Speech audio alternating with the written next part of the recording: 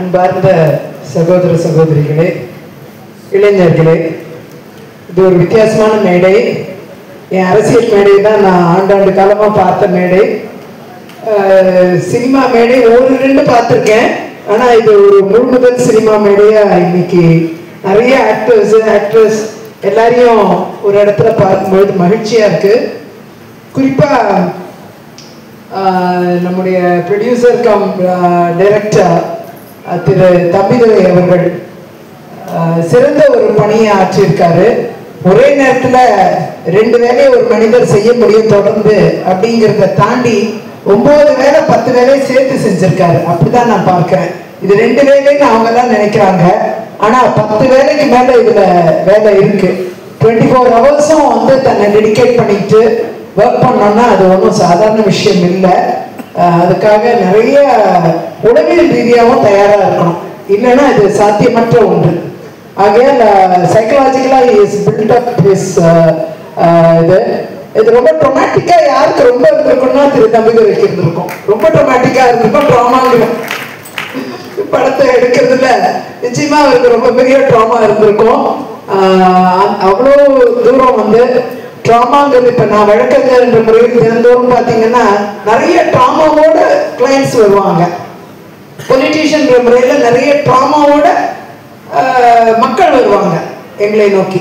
இப்போ அவங்க ட்ராமாவை தீர்த்து வைக்கிறதுக்கு என்னால் என்ன செய்ய முடியும்? பொலிட்டீஷியன் முறையில் கலெக்டரை கூப்பிடணுமா, அமைச்சரை கூப்பிடணுமா, இதை சால்வ் பண்ணுறதுக்கு அவங்க ட்ராமாவை தீர்க்கிறதுக்கு நம்ம என்ன செய்யணும்னு வேலை பார்த்துட்டே இருந்து பழக்கப்பட்டிருக்கேன். ஸோ இந்த ட்ராமாங்கிற வாழ்க்கையில் தினந்தோறும் பயன்படுத்துகிற ஒன்றா அமைஞ்சிருச்சு எங்களை போன்றவருக்கு. கிளைண்ட்ஸ் வருவாங்க, சொத்து பிரச்சனையோட வருவாங்க, தனிநபர் உரிமை பறிக்கப்பட்ட பிரச்சனையோட வருவாங்க, நிறைய பிரச்சனைகளோட வருவாங்க, நிறைய ட்ராமாவோட வருவாங்க.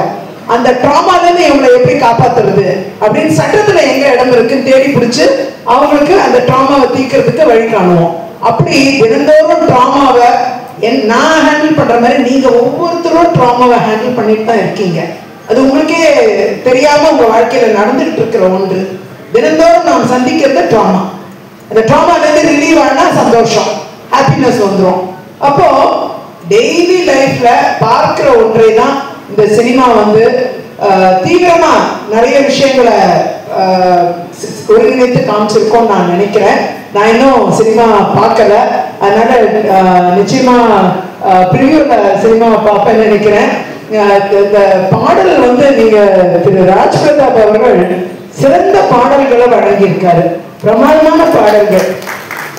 அந்த 4 பாடல்கள் நம்ம பார்த்த 4மே ஒண்ணு கூட ஒரு பாடல் கூட சொல்ல போகாது. அப்படிப்பட்ட பாடல்களை வழங்கியிருக்காரு. லிரிசிஸ்ட் வந்து திரு மகேஷ் பாலகிருஷ்ணன் 2 பாடல்கள் எழுதியிருக்காரு. அவர் என்னுடைய நெருங்கிய உறவினர். இன்னைக்கு நம்ம கூட இல்லை. அவர் ரொம்ப இளம் வயதிலேயே இறைவனடி சேர்ந்து விட்டார். அவர் வந்து தன்னுடைய வாழ்க்கையில மிகப்பெரிய பாடலாசிரியர் ஆகணும்ட்டு கடுமையா உழைத்தவர். இந்த மூவிக்காக முதல்கட்ட பணிகள்ல தன்னை ஈடுபடுத்திட்டு தாலையில வாட்டி தமிழ பாட்டு ஒண்ணு, இன்னொன்னு ஒரு பார்வை. இந்த 2 பாடல்களுமே மெலடி ரொம்ப அருமையா இருந்தது. கேட்கவே ரொம்ப பிரமாதமா இருந்துச்சு.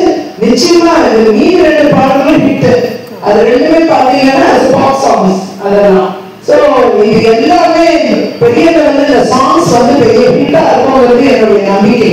அதுல இருக்க வாய்ப்பே இல்லை. மீடியா நீங்க தான் இதை வந்து பாடல்களை கொண்டு சேர்க்க, நிச்சயமா படம் கொண்டு சேர்க்கப்படும். அதுல இருவே கருத்து இல்லை. இந்த பாடல்கள் ரீச் ஆனாலே மக்கள் படத்தை பார்க்க ஆரம்பிச்சிருவாங்க.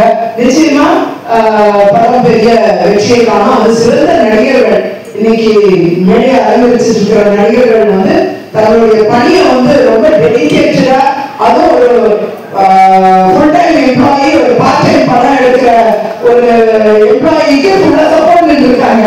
அதுதான் பெரிய விஷயம். பாதி முழுக்க டைரக்டருக்கே பாதி துணை நிற்க மாட்டாங்க. பிலிம் இண்டஸ்ட்ரிங்கிறது அந்த மாதிரி நான் கேள்விப்பட்டிருக்கேன்.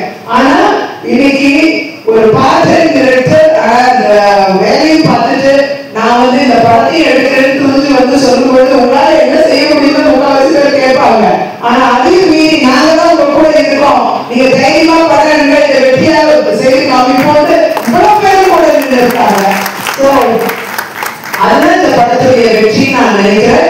நிச்சயமா இந்த ட்ராமா வந்து நிறைய பேருடைய வாழ்க்கையில் இருக்கக்கூடிய ட்ராமாட்டிக் சீன்ஸ நினைவுபடுத்தக்கூடிய ஒன்றா இருந்தா கூட ட்ராமால இருந்து வெளிவரது எப்படிங்கிறது நிறைய பேர் தெரியாம இருப்பாங்க. இந்த படத்தை பாருங்க, ட்ராமால இருந்து வெளிவரது எப்படின்னு கண்டுபிடிச்சிடலாம். நன்றி, வணக்கம். நம்ம பாக்கியராஜ் சாரோ ராதாரவி சாரோ எனக்கு வந்து பிலிம் ஃபீல்ட்ல மட்டும் இன்ட்ராக்ஷன் கிடையாது, அவங்களோட அரசியல் பயணமும் எனக்கு ரொம்ப அவருடைய ஜேர்னல் பாக்கியா என்னுடைய முதல் பேட்டியே பாக்கியால தான் கொடுத்திருந்தேன்.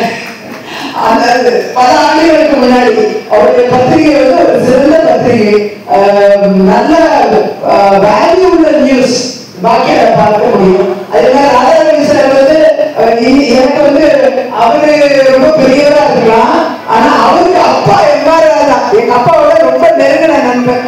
அப்படி அவங்க குடும்பமே எங்க குடும்பத்தோட ரொம்ப இணைந்து பயணித்த குடும்பம்.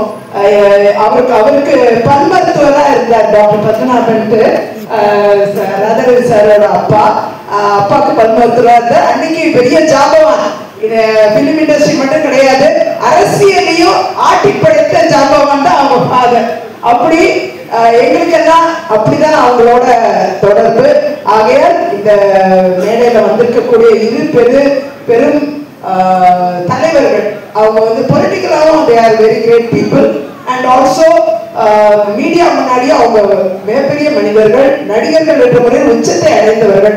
இன்னைக்கு இந்த படத்துக்கு சப்போர்ட் பண்ணி இன்னைக்கு அதோடைய பாடல் வெளியீட்டுக்கு வருகை தந்து அவங்க சிறப்பிச்சிருக்காங்கன்னா உண்மையாவே இந்த படத்துக்கு அவங்களோட கிரெடென்ஸ் வந்து அட்டாச் ஆகி வருது. அதுதான் எனக்கு பெரிய விஷயம். அதுவும் சேர்த்து இந்த படத்துக்கு திரு தம்பிதுரை அவர்களுக்கு, மிகப்பெரிய திரு ராஜ் பிரதாப் அவர்களுக்கும், நம்முடைய இளமாறன் அவர்கள் இதை டிஸ்ட்ரிபியூட் பண்ண போறாரு. ஒரு சிறந்த மனிதர், தன்னலமற்ற ஒரு மனநிலை கொண்ட ஒரு நபர். அவருடைய டிஸ்ட்ரிபியூஷன்ல நடக்க போற இந்த ரிலீஸ் மிகப்பெரிய வெற்றியை அடைய வேண்டும், உச்சத்தை அடைய வேண்டும். மீடியா நண்பர்கள் உதவி செய்ய வேண்டும் என்று அன்போடு கேட்டுக்கொண்டு 21ஆம் தேதி ரிலீஸ் ஆகக்கூடிய இந்த படம் மிகப்பெரிய உச்சத்தை அடைய வேண்டும் என்று வாழ்த்தி விடைபெறுகிறேன். நன்றி, வணக்கம்.